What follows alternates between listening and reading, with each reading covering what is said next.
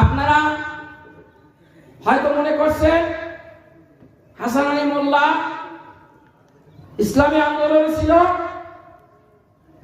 এখন জামাত ইসলামে গেল কেন? একটা প্রশ্ন সবাই মনে জাগে। আমি প্রশ্নটা ফ্রেশ করার চেষ্টা করব যদি আল্লাহ তৌফিক দান করে। আজকে আমি একটা প্রশ্ন করতে চাই,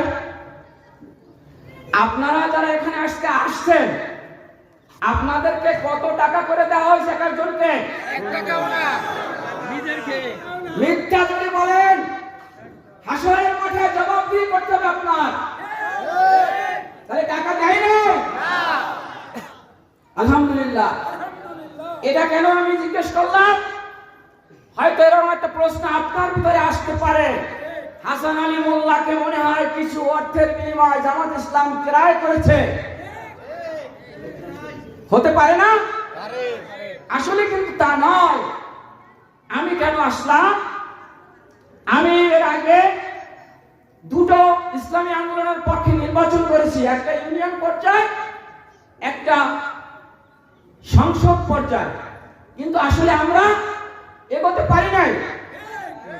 এলাকার মানুষ, সাধারণ মানুষ আমাদের পক্ষে অবস্থান করে না, আমাদের ডাকে সাড়া দেয় নাই।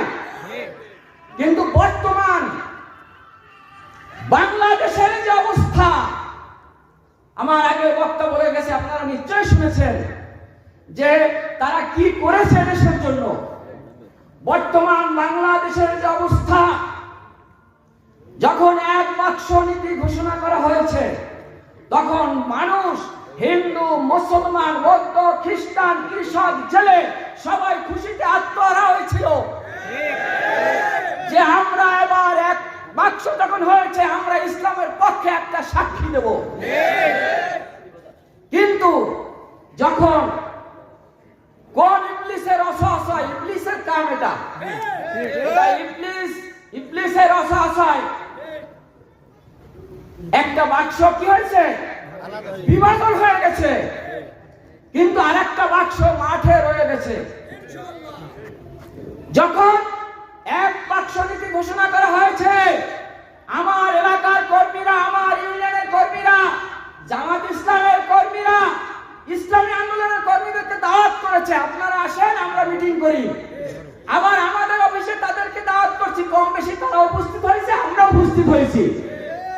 কিন্তু এখন এই বাক্স আলাদা হওয়ার কারণে শুধু আমি একা, হাসান আলী নয়, বাংলাদেশের বহু জামাতের লোক ইসলামী আন্দোলনে যোগদান করেছে।